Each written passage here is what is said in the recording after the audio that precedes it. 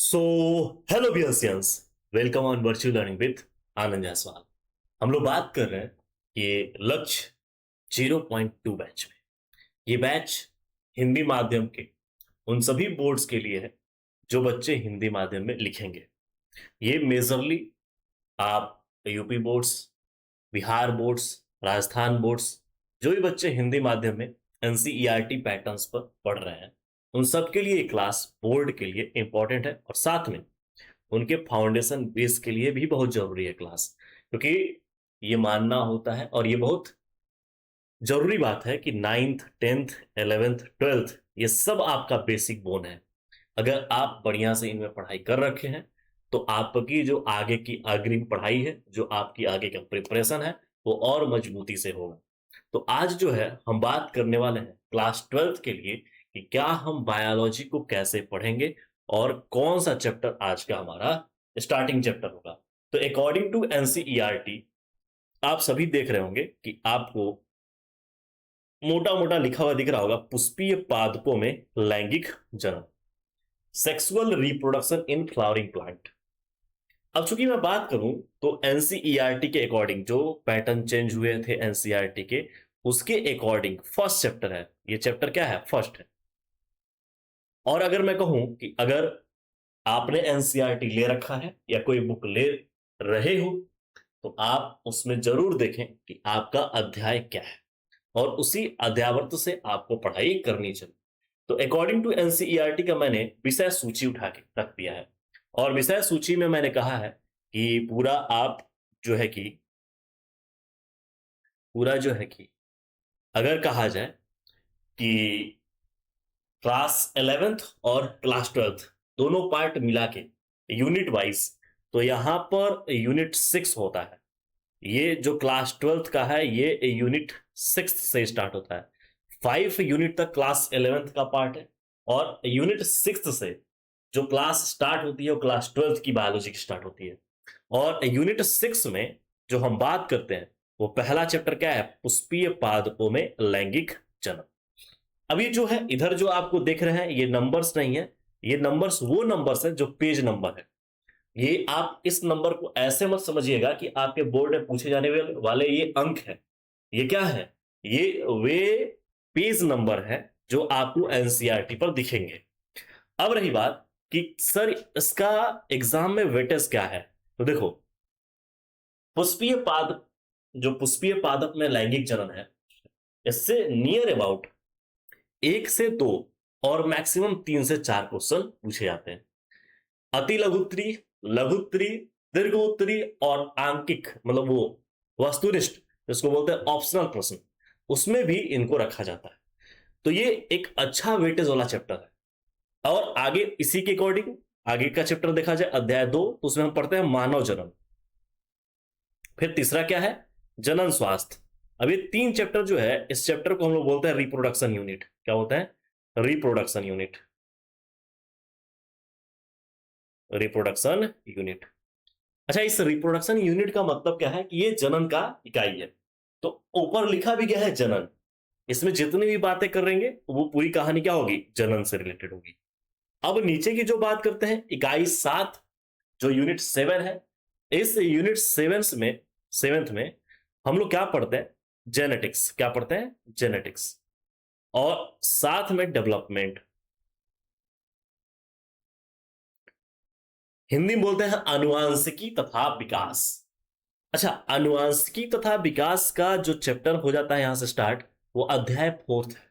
और इस अध्याय 4th में वंशांगति तथा विविधता के सिद्धांत जो कि आपको देखने को मिलते हैं। और मैं अगर कह दूं तो ये जो आगे के ये जो जेनेटिक्स के पूरे यूनिट हैं वो इंपॉर्टेंट भूमिका निभाते हैं आपके थोड़े से क्लास 11th की बात को यहां पर रखने के लिए। मतलब कि जो हम आगे का चैप्टर पढ़ेंगे वंशांगत के आणविक आधार, तो ये क्लास 11th का जो है जैव मॉलिक्यूल मतलब जैव अणु, बायोमोलिक्यूल से रिलेटेड कुछ पॉइंट्स आपको यहां पर देखने को मिलेंगे। अच्छा, विकास जो है, डेवलपमेंट जो है, ये हम बात करते हैं कैसे ह्यूमन सिविलाइजेशन हुआ, कैसे मनुष्य का विकास हुआ, कैसे मानव सभ्यता का उदय हुआ, इन सब चीजों को हम इसमें उठा के पढ़ते हैं। ठीक है।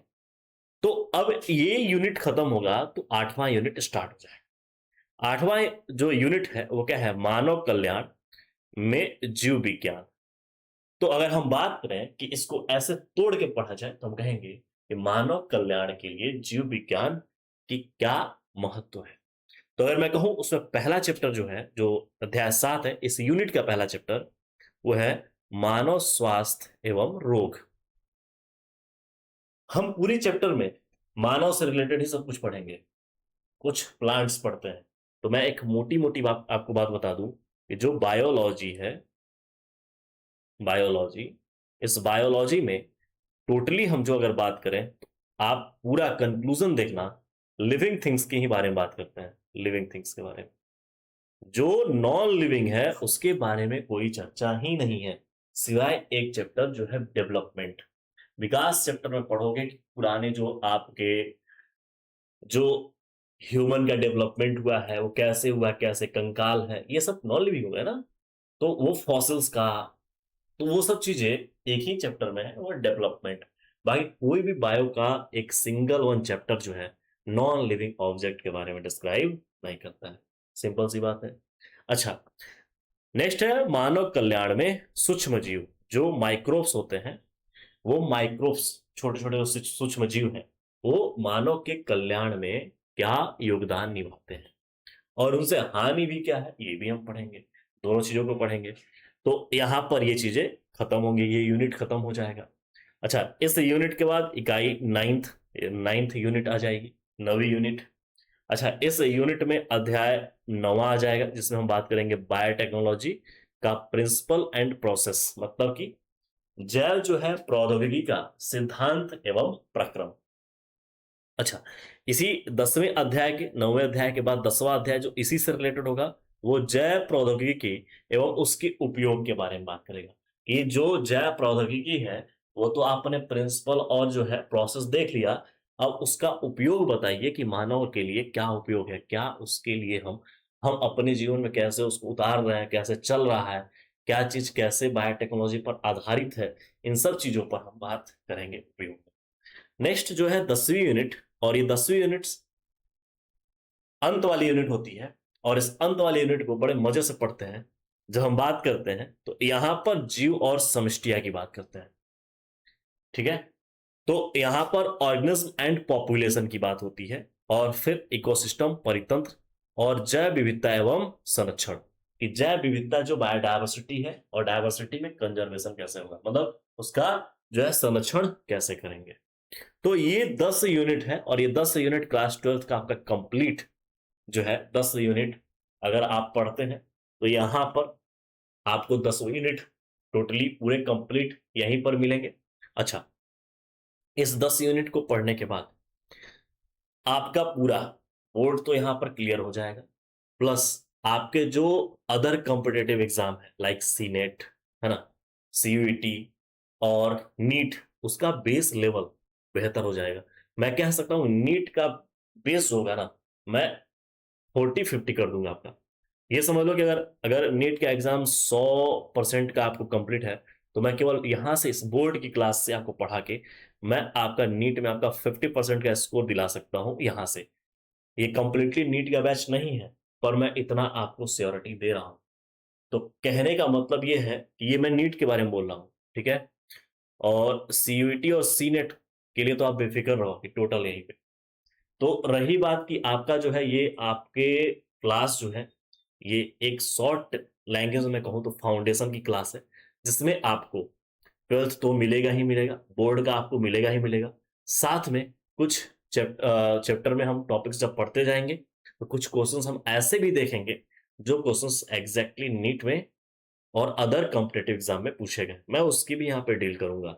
मतलब ये टोटली मैं अगर कहूँ तो ये क्लास फुल प्रोडक्टिव क्लास होने वाली है, और धमाका होने वाला है कि यहाँ पर बोर्ड के साथ साथ आपको पूरा कंप्लीट जो है कॉम्पिटेटिव एग्जाम तक का भी बेस यहाँ पर मैं क्लियर करता चलूंगा।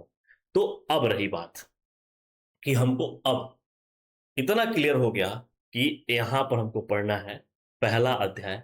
जो अध्याय है वो है पुष्पीय पादपों में लैंगिक जनन। तो अगर मैं कहूं तो आप इस बात से बहुत क्लियर हो जाइए कि हम बात करने वाले हैं कि पुष्पीय पादपों में लैंगिक जन्म। ठीक है जी। अब इसमें चीजें समझते चलेंगे। देखो, मैं जब भी बात करता हूं कि जब चैप्टर में लिखता हूं तो मैं कहता हूं चैप्टर को तोड़ो मरोड़ो निकालो, उस नाम में ही सब कुछ लिखा हुआ है। नाम से ही उसकी आइडेंटिटी क्लियर होती है। तो देखो, पुष्पीय पादप, तो मेरे दिमाग में एक चीज क्लिक हो रहा है कि मैंने क्लास 11th में पढ़ा है। मैं आपके तौर पे ये बातें कह रहा हूं अपने लिए कि जब आप क्लास 11th से 12th में आते हो तो क्लास 11th में एक चीज आप पढ़ते हो और बहुत क्लियर शब्द में, वो है पादप। और पूरा एक चैप्टर प्लांट किंगडम, जो पादप जगत एक पूरा चैप्टर है। और मैं कहूं तो ये क्लासिफिकेशन के बाद, जब 5 किंगडम क्लासिफिकेशन दिया गया, उसके बाद जो प्लांट को जो प्लांट किंगडम बनाया गया, उसमें एक यूनिक प्रॉपर्टीज देखी गई। और वो यूनिक प्रॉपर्टीज थी उनका सेल वॉल होना, कोशिका भित्ति का होना। और इस कोशिका भित्ति के आधार पर प्लांट के अंदर अंतर, मतलब कि क्लासिफाई किया गया, और जो कैटेगरीज बना के रखी गई उनके आधार क्रम में आगे के वर्गीकरण पे बेस पर रखा गया। जैसे अगर मैं बात करूं तो आप कह सकते हो कि सर आर एच विटेकर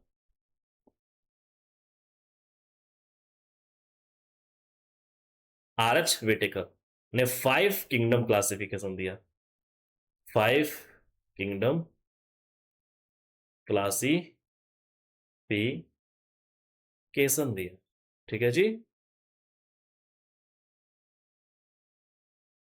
और कौन सा एरा था इनका? 1969।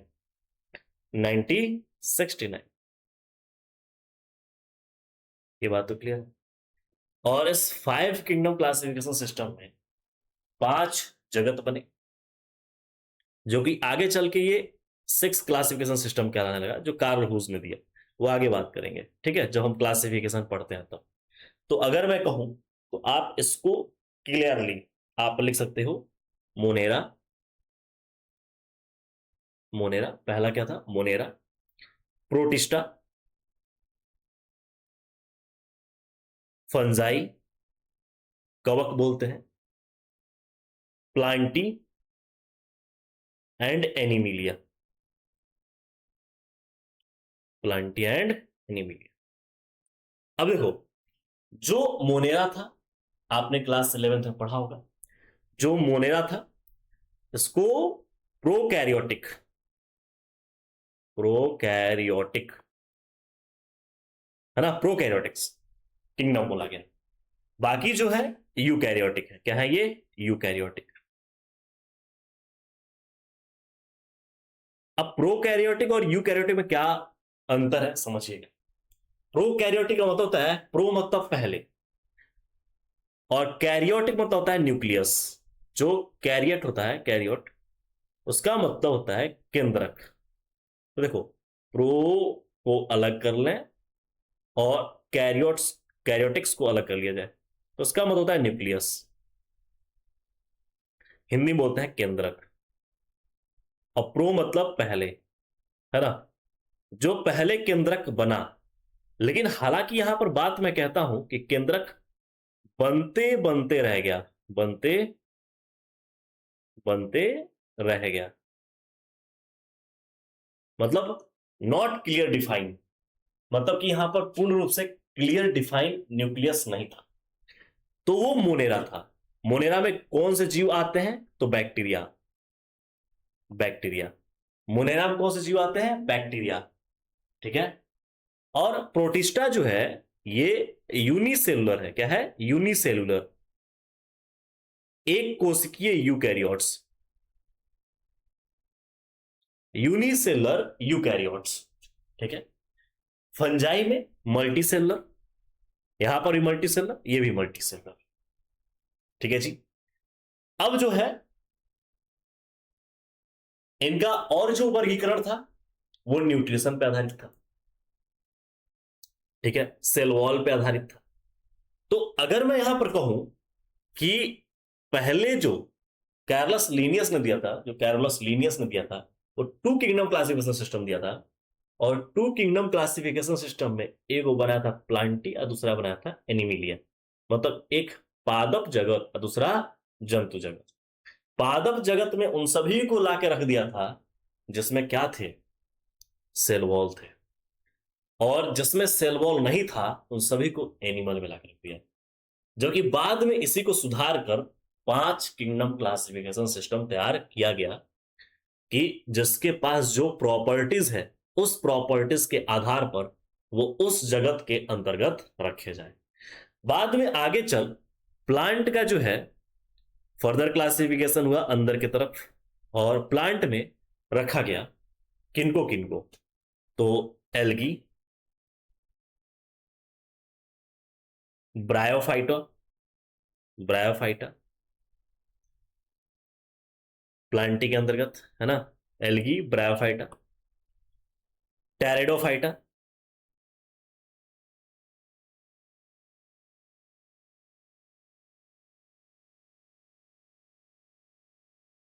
जिम्नोस्पर्म,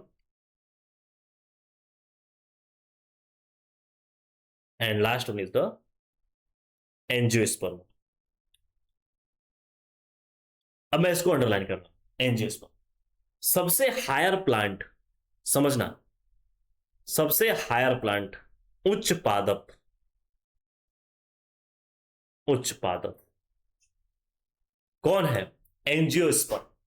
हिंदी में बोलते हैं आवर्त बीजी, आवर्त बीजी पादप। समझना, जो एंजियोस्पर्मिक प्लांट है, जो एंजियोस्पर्मा है, इसके अंदर एंजियोस्पर्मिक प्लांट है। जो एंजियोस्पर्मिक प्लांट है वो सबसे हायर है, उच्च पादप है। रीजन कि इसमें वेल डेवलप क्या बना, फ्लावर बना उस, और इस फ्लावर की वजह से वो सभी घटनाएं होंगी जो घटना आप चैप्टर के स्टार्टिंग में नाम से पढ़े हो। क्या पढ़े हो, पुष्पीय पादप में लैंगिक जनन। तो ऊपर से जितने थे इन सब में वेल डेवलप फ्लावर नहीं थे। जिम्नोस्पर्म में क्या था, नेकेड सीड था। सब कुछ वेल डेवलप किसमें बना, एंजियोस्पर्म में। तो एंजियोस्पर्म में क्या हुआ कि फ्लावर पूर्ण रूप से विकसित हुआ, अच्छे तरीके से एक्सपोज हुआ, और वहां पर जो है जनन संपन्न हुआ। तो इस अध्याय में हम इसीलिए हम लोग पढ़ते हैं sexual reproduction in flowering plant, पुष्पीय पादपों में लैंगिक जनन। अब आपको ये क्लियर हो गया कि पुष्पीय पादप किसके, तो एंजियोस्पर्मिक आवृत बीजी पादप। जो आवृत बीजी पादप है उस आवृत बीजी पादप में क्या हुआ, पुष्प लगना स्टार्ट हो गया। अब रही बात कि सर हम बायोलॉजी तो पढ़ते हैं, लेकिन एक चीज यहां पर क्लियर है कि क्या किसी भी जीव का जो जीवन प्रारंभ से लेके अंत तक है जो, वो क्या फिक्स्ड है, या मरेगा या नहीं मरेगा। तो बायो में एक टर्म्स डिफाइन किया गया है, दैट इज लाइफ स्पैन। क्या बोला गया, life span, life span Hindi में बोलते हैं जीवन अवधि, जीवन अवधि, लाइफ स्पैन, या इसको बोलते हैं जीवन काल। अब मैं इसको एक सिंपल लाइन में कहूं तो मैं ये कह सकता हूं कि बर्थ से नेचुरल डेथ तक, नेचुरल डेथ, समझ रहे हो, है सर, नहीं समझ रहे हो। बर्थ मतलब जन्म से लेके प्राकृतिक मृत्यु तक का काल जीवन काल कहलाता है, या जीवन अवधि कहलाता है। समझ रहे हो, नहीं समझ रहे हो। देखो मान लो कि जो जन्मा है वो तरह मर सकता है एक्सीडेंट से, ओकरे जो काल को बायोलॉजी के अकॉर्डिंग जीवन काल नहीं बोलेंगे या जीवन अवधि नहीं बोलेंगे। तो बायोलॉजी के अकॉर्डिंग जो ये लाइफ स्पैन है इसका क्लियर डेफिनेशन ये है कि बर्थ से लेकर नेचुरल डेथ, मतलब कि प्राकृतिक मृत्यु, जब प्राकृतिक जो प्रकृति ने बुलावा आया हो, प्रकृति से बुलावा आया हो, यमराज जी खुद चल के प्राकृतिक मृत्यु के लिए आए हो, एक्सीडेंटल मृत्यु नहीं, बीमारियों से मृत्यु नहीं, जो उसकी अवधि है वो गुजार कर, मतलब एक कहा जाता है ना कि मनुष्यों के लिए 65 से 70 साल स्पेसिफाई किया गया है, लेकिन ये जो है वो बढ़ता जा रहा है अब, क्योंकि अब जो है सभी लोग अपने वेलनेस पे कार्य करने लगे हैं, मतलब कि अपने हेल्थ पर भी काम कर रहे हैं और वेल्थ पे भी काम कर रहे हैं। तो वेल्थ क्या है, हेल्थ और वेल्थ मेरे अकॉर्डिंग तो जो आपका शरीर है स्वस्थ है तो वही हेल्थ है और वही वेल्थ भी है, ठीक है। तो यहां पर बिकॉज हाँ बायोलॉजी टीचर, तो यहां पर अभी मैं भाइयों का एक अध्यापक हूं, तो इसके अकॉर्डिंग मैं आपको यही कह सकता हूं कि जो आपका हेल्थ और वेल्थ है दोनों आपकी बॉडी ही है, आपका शरीर, ठीक है। तो अगर मैं कहूं कि अगर आप अपने शरीर को स्वस्थ रख रहे हो तो आपका एक प्राकृतिक मृत्यु है वो अकॉर्डिंग टू डाटा 65 से 70 साल है, लेकिन अब वो आपके अच्छे खान पान अच्छे मेंटेनेंस से वो बढ़कर शिफ्ट हो जाता है 70 से 75 साल, ठीक है। और ये हो सकता है कि आने वाले समय में अगर ये बम विस्फोट ना हुआ और बहुत सारे रेडिएशन ना फैली तो ये डेट जो है, ये डाटा जो है ये बढ़कर 75 से 80 तक भी जा सकता है। खैर, तो वो नेचुरल डेथ हुआ, लेकिन मान लो कि अगर हम कह दें कि तुरंत कोई जन्मा और एक्सीडेंट कर गया, तो क्या ये एक्सीडेंटल जो है केसेस, क्या ये नेचुरल डेथ की बात होती है क्या? नहीं। क्या इनके बीच का जो टाइम पीरियड है वो क्या लाइफ स्पैन कहलाएगी? नहीं। तो मैं अगर बोलूं एक आध दो, जैसे जैसे मैं कह सकता हूं कि आप आ, कह सकते हो, छोटे चीजों को लेके चलते हैं, पहले गाय। गाय गाय का जो जीवन अवधि है, मतलब कि वो कितने सालों तक प्राकृतिक जन्म के बाद वो प्राकृतिक मृत्यु तक जाएगी, तो वो होता है 15 से 25 साल। मैं ऐसे कह सकता हूँ 25 ईयर को मैं प्राथमिकता ज्यादा देता हूँ, मैं हमेशा लॉन्ग टाइम को ज्यादा प्राथमिकता देता हूँ कि वो उतने तक जिए, ठीक है। अब मेरे पास एक डॉग है, किसी ने पूछा कि सर वो डॉग जो है वो कितने साल तक जिएगा, तो उसकी जो अवधि होती है तो ऐसे बोला जाता है 12 से 15 साल। तो मैं चाहता हूं कि वो 12 साल, 12 से 15 साल वो जिए, है ना, 12 से 15 साल। नेचुरल डेथ है ये, नेचुरल डेथ, बिना कोई बीमारी के, ठीक है। फिर अगर मैं कह दूं कि जो एक तोता होता है, पैरट, पैरट, उसकी जीवन अवधि कितनी होती है? 140 साल, 120 से लेके 140 साल कहते हैं, लेकिन मैं 140 में हायर को पकड़ रहा हूं, 140 साल, ठीक है। वही अगर मैं बात करूं कि कौवा, क्रो, ये इसकी जो जीवन अवधि होती है वो 15 से 20 साल। अच्छा एक चीज देखो, आपको ये क्लियर हो गया होगा कि सर साइज नॉट मैटर, दोनों का आकार समान है, लेकिन जीवन अवधि के लिए आकार पर निर्भर नहीं कर रहा है, ठीक है।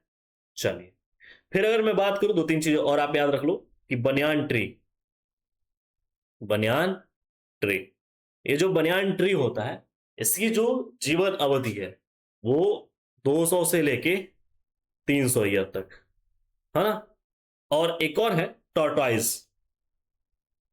टॉर्टोइज ये जो है जीता है लगभग लगभग 100 से 150 साल, है ना। कछुआ 100 से 150 साल जीता है। तो ये सब जो चीजें हैं वो आपको डाटा में याद रखनी है। अच्छा एक और मैं दे दूं, एलिफेंट, सबसे बड़ी साइज एलिफेंट,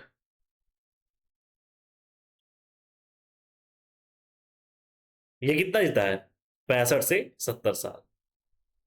और मैं मनुष्यों का भी लिख दूं, ह्यूमन, ह्यूमन कितना जी रहा है? तो 65 से 70 साल, है ना। मैं अब कह सकता हूं 70 से 75 साल, ये न्यू डाटा मैं दे सकता हूं, 70 से 75 साल नेचुरल डेथ है ये, क्लियर बात। तो आपने एक लाइफ स्पैन देख लिया। अच्छा ये लाइफ स्पैन मैंने क्यों आपको यहां पर पढ़ा दिया, क्योंकि ये जब हम लोग पहले की एनसीईआरटी देखेंगे तो रिप्रोडक्शन इन ऑर्गेनिज्म, है ना, जीवों में जन्म करके चैप्टर है और उसमें सभी बेसिक बातों को रखा गया है। तो आज की अगर देखा जाए तो ये ओरिएंटेशन क्लास है बायोलॉजी की, और इसमें सभी बेसिक बातों को हमने यहाँ पर कंक्लूड किया है, मतलब इंक्लूड किया है, और लास्ट में कंक्लूड भी करेंगे, ठीक ना। सबका कंक्लूजन देकर जाएंगे कि क्या है इस आज के लेक्चर का सारांश, कितना बातें आपको याद रखनी है, ठीक है जी। अब मैं बात करूं कि चैप्टर का नाम था पुष्पीय पादप, तो दो बातें क्लियर हो गई, पुष्पी और पादप। पादप में कौन सा पादप? Angiospermic plant. और एंजियोस्पर्मिक प्लांट है तो हायर प्लांट्स है, और हायर प्लांट्स में ही पुष्प लगेंगे। तो यही पुष्प के कारण जो है इस प्लांट्स को हम पुष्पीय पादप के लैंगिक जन्म में पूरे देखेंगे। अच्छा, ये बात तो क्लियर हो गई। अब यहां पर इसे समझना है कि अब यहां पर जो समझना है वो ये है कि एक और टर्म्स है, वो है लैंगिक जनन। समझो, मैंने सभी टॉपिक्स को तोड़ कर रखा है आपके लिए। अब लैंगिक जनन जो है, सबसे पहले इसमें हम समझते हैं जनन। जनन जनन को बोलते हैं रिप्रोडक्शन,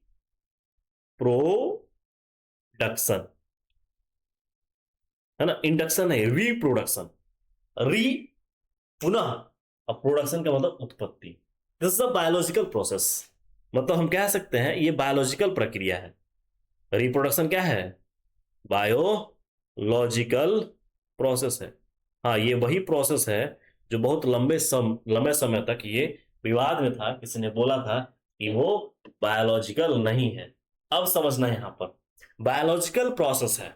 बायोलॉजिकल प्रोसेस का मतलब क्या होता है कि हम क्लास 11th में एक टर्म्स पढ़ते हैं कि cell arise from pre-existing cells। Cell arise from pre-existing cells। अब इसका मतलब क्या है कि जो कोशिका है वो पहले रही कोशिका से बनी है। मतलब कि एक बायोलॉजिकल प्रक्रिया है, और इस बायोलॉजिकल प्रक्रिया में किसी पहले का होना जरूरी है, उसी से आप बनेंगे। चाहे कोई भी हो, इस यूनिवर्स में कोई भी हो, अगर वो जीवित जीव है, इवन अगर भगवान भी आते हैं, तो मैं साइंस के पुख्ता सबूत के अकॉर्डिंग इस बात को मैं बहुत जिम्मेदारी से कह रहा हूं कि वो बायोलॉजिकल प्रक्रिया ही द्वारा आएंगे। प्रकट होना असंभव है इस समय। संभव क्या है? बायोलॉजिकल प्रोसेस से। अब आपने देखा होगा पुरानी कथाओं में, पुरानी ग्रंथों में भी ये चीजें हैं कि मां का होना तय था, तभी जो है भगवान प्रकट हुए। प्रकट नहीं हुए, जन्म लिए। पॉइंट। अब यहां पर क्या बोला गया कि रिप्रोडक्शन, जनन के अंदर अगर हम बात करें रिप्रोडक्शन, तो अपने जैसे समान संतान की उत्पत्ति करना, दैट इज कॉल्ड जनन या रिप्रोडक्शन। और this is a biological process. इसका मतलब यह है कि पहले कोई रहा है, जो जनक है, उसी जनक से नई नई संततियां उत्पत्त हुई हैं, और आगे डेवलपमेंट हुआ है, तो आज मॉडर्न युग के ह्यूमन आप दिख रहे हो। जबकि अगर मैं एक लाइन में कहूं कि आप सब जीवों के जो जनक है वो है छुछुंदर, स्क्रू। बात समझ में आ रही है? अब उससे पीछे जाऊं तो मैं बोलूंगा unicellular organism. Ancestor only one कौन? Unicellular organism. अब मल्टी सेलुलर में बात करूं, मैं कहूंगा स्क्रू, छुछुंदर। और बहुत नियर में बात करूं, मैं कहूंगा मंकी। इसका मतलब यह है कि एक उदय हुआ है, और एक बायोलॉजिकल प्रोसेस के साथ साथ वेरिएशन एंड डेवलपमेंट दोनों साथ चलता है। तो मैं आपसे एक बहुत अच्छी बात कहने वाला हूं यहां पर कि जो सेक्सुअल रिप्रोडक्शन है वो वेरिएशन कॉज करता है। दैट्स वाई कि आज जेनेटिक रूप पे तमाम सारे परिवर्तन से आप हम बहुत डेवलप करें, और यही है मॉडर्न ह्यूमन। बात समझ में आ रही है? तो मैं यहां पर जो बातें कर रहा था वो बातें ये थी, रिप्रोडक्शन बायोलॉजिकल प्रोसेस है। मतलब कि जो ये है, जो यहां पर बात करनी है वो क्या है? Biological process. और मैंने ये जो लिखा है cell arise from pre existing cells, ये क्लास 11th का cell the unit of life के चैप्टर है की बात है। और वहां पे ये रॉडोल्फ वर्च्यू ने कहा है कि cells arise from pre existing cells. मैं इसी लाइन को एक बार बोल सकता हूं कि all and every offspring arise from pre-existing parents. अपने जनक से ही बने हैं, उनको कोई प्रकट नहीं करके गया है। प्रकट का मतलब होता है फाड़ के निकल जाना ऐसे करके कहीं से भी। अरे एक बायोलॉजिकल प्रोसेस हुई है, तमाम सारे सेल जुड़े हैं, सेल के जुड़ने के बाद एक पूरी बॉडी का निर्माण हुआ है, that is the biological process. अब रही बात कि जो रिप्रोडक्शन है, ये रिप्रोडक्शन टू टाइप्स है। तो मैं लिखता हूं कि जनन दो प्रकार से होता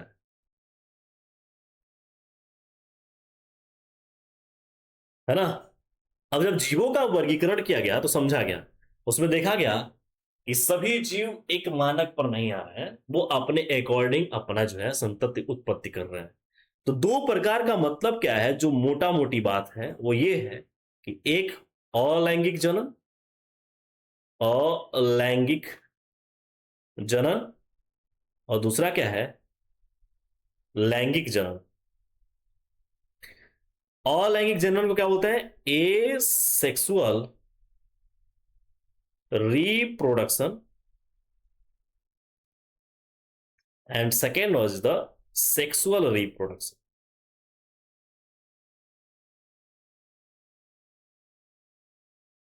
Asexual and sexual reproduction. अब रही बात कि एसेक्सुअल रिप्रोडक्शन का मतलब क्या होता है, कि वे सभी एक कोशिकीय जीव,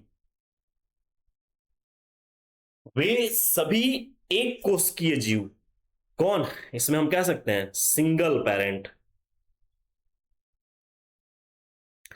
इसमें एक जनक से नई संतति उत्पत्ति होती है। एक के वो जनक होता है, एक जनक होता है, पहली बात। और लैंगिक जनन में दो जनक होते हैं। दोनों जनक में एक क्लियर है कि मेल होंगे और दूसरा क्या होंगी, फीमेल। दोनों जनक में two individuals are present with opposite sex, है ना। तब वो मिलते हैं और मेटिंग होता है, तो उसको बोलते हैं सेक्सुअल। और उसके द्वारा जो संतति पैदा होता है उसको बोलते हैं सेक्सुअल रिप्रोडक्शन। सभी मेटिंग प्रोडक्शन नहीं होता है, ध्यान रखिएगा। सभी मेटिंग, सभी जो है मिलना, तो अपोजिट लिंग के इंडिविजुअल्स का मिलना, मेटिंग करना, प्रोडक्शन नहीं होता है। जब प्रोडक्शन हुआ तभी हम बोलेंगे सेक्सुअल रिप्रोडक्शन, लैंगिक जनन के द्वारा संतति की उत्पत्ति। अब मैं कहूं तो मैं बहुत क्लियर सेंटेंस में एक दो लाइन और लिखूंगा, वो ये कि इसमें गैमिट नहीं बनता है, मतलब कि युग्मक नहीं बनता है। और इसमें क्या होता है, युग्मक बनता है। और युग्मक भी दो बनता है, एक नर युग्मक और दूसरा का जो होता है बेटा, वो होता है मादा युग्मक। दोनों का युग्मक बनेगा ना, मादा युग्मक। आगे वही आप पढ़ोगे कि अगर आगे हम ह्यूमन रिप्रोडक्शन पढ़ाएंगे तो नर के लिए बोलेंगे स्पर्म, और फीमेल के लिए जो गैमिट बनता है उसको बोलते हैं ओबम एग या ओवा अंड। ठीक है। अच्छा, इसमें जो संतति प्राप्त होती है, संतति जो प्राप्त होती है,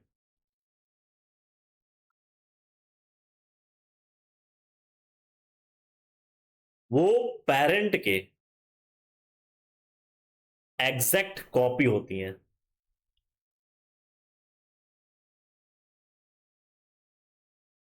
इसे क्लोन कहते हैं, इसे क्लोन कहते हैं।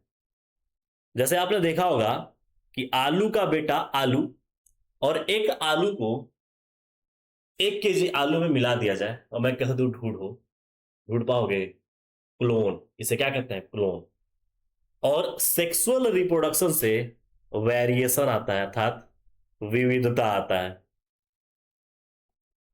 अब ये विविधता आता है, इसका मतलब क्या है कि आपके मम्मी पापा से आप दो भाई, तो क्या आप चोरी कर लो मम्मी के पैसे तो भाई पिटा जाएगा।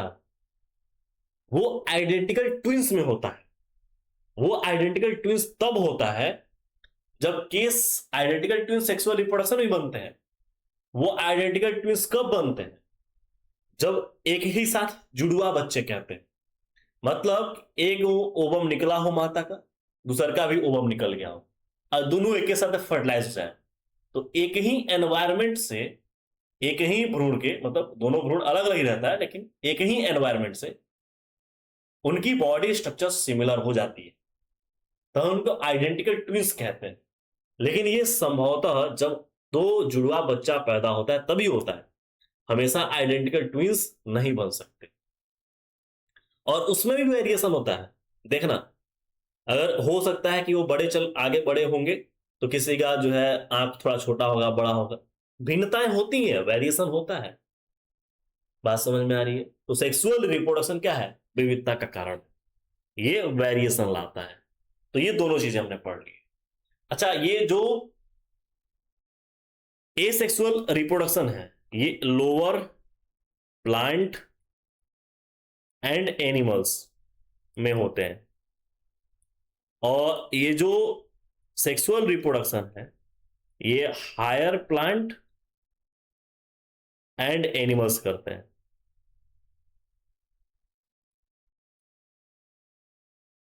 हायर प्लांट्स और हायर एनिमल्स का मतलब कि जो स्तनधारी जीव है वो सब सेक्सुअल रिप्रोडक्शन करते हैं, और हायर प्लांट का मतलब जो एंजियोस्पर्मिक पादप है वो क्या करते हैं? सेक्सुअल रिप्रोडक्शन करते हैं। सेक्सुअल रिप्रोडक्शन इवेंट द्वारा अपनी नई संतति की उत्पत्ति करते हैं।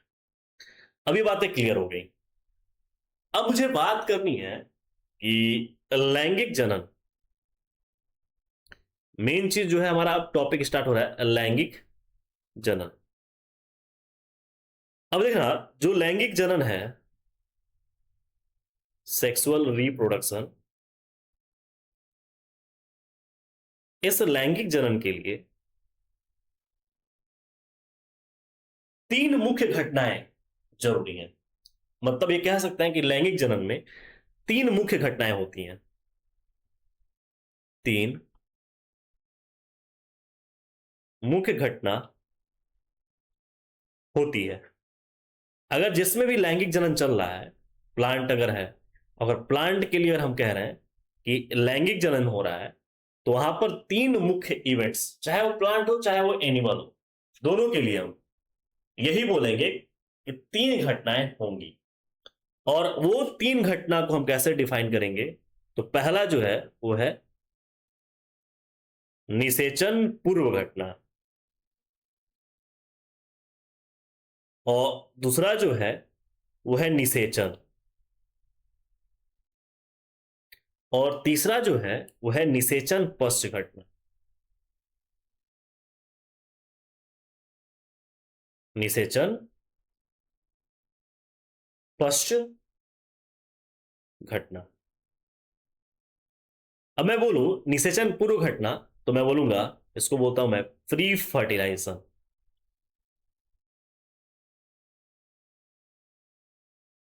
और इसको बोलते हैं फर्टिलाइजेशन।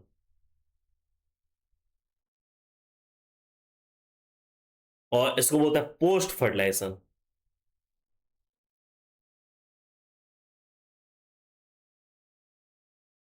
Post fertilisation.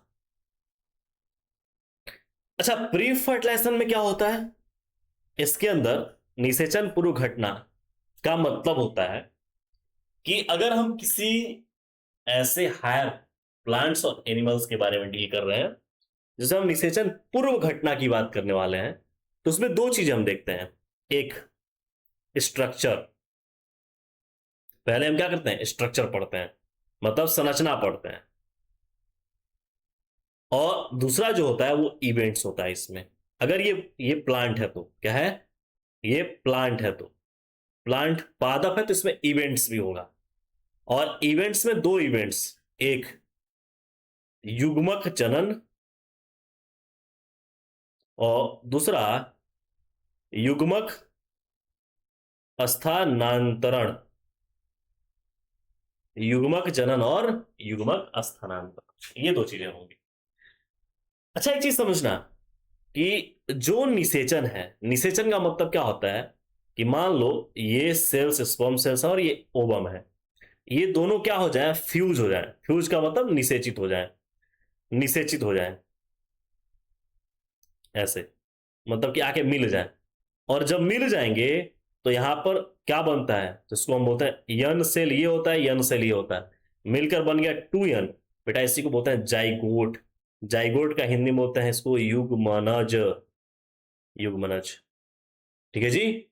और ये युग्मनज बन गया, तो युग्मनज बनने के बाद जो निषेचन पश्च घटना है, तो ये युग्मनज से कह सकते हैं हम कि यहां पर युग्मनज से भ्रूण बनेगा। क्या बनेगा, भ्रूण। अब भ्रूण के बाद पूरी बेबी बन जाएगी अगर ह्यूमन है तो। और अगर प्लांट है तो भ्रूण के बाद क्या बन जाएगा, प्लांट डेवलप हो जाएगा। और प्लांट डेवलप होने में भी दो घटनाएं चलेंगी यहां पर। एक, इस भ्रूण में दो चीजें होंगी, एक ओवरी होगा, तो ओवरी से क्या बन जाएगा, फ्रूट। और ओब्यूल होगा, उस ओब्यूल से क्या बनेगा, सीड। देन सीड बनाएगा पूरा प्लांट। समझ गए।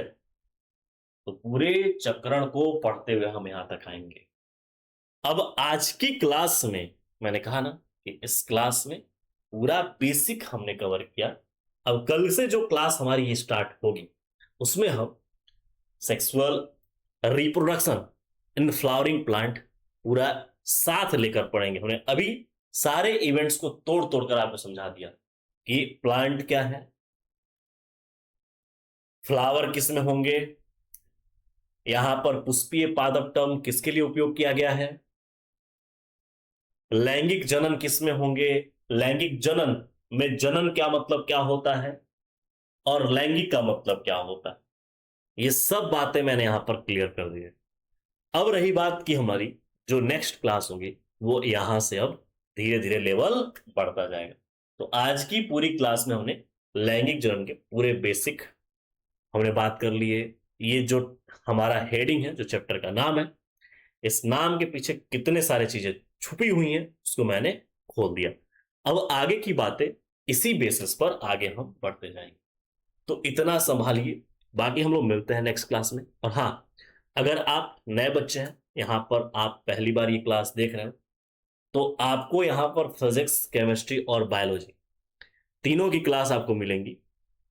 और आपको एक चीज ध्यान रखना है कि सब्सक्राइब कर लेना है और नोटिफिकेशन तो ऑन कर लेना है भाई, क्योंकि कुछ क्लासेस लाइव भी हो सकती हैं और कुछ जो अभी आपको ये दिख रहा है ये रिकॉर्डेड में मिल सकती है। तो रिकॉर्डेड और लाइव क्लासेस दोनों का समायोजन यहाँ पर रहेगा, तो आपको पूर्ण रूप से यहाँ पर फॉलो करना है। ठीक है, बाकी के लिए हम लोग मिलते हैं नेक्स्ट क्लास में। जो भी जैसे जो आपकी क्यूरी होगी आप कमेंट में डाल देना। बाकी अगर इस टॉपिक से रिलेटेड कोई भी आपको प्रॉब्लम हुआ हो, कहीं भी आपको डाउट आए हो, तो आप इसमें कमेंट में जरूर मेंशन कीजिएगा। बाकी के लिए हम लोग मिलते हैं नेक्स्ट क्लास में। तब तक के लिए बाय। So thank you पियर्सियंस।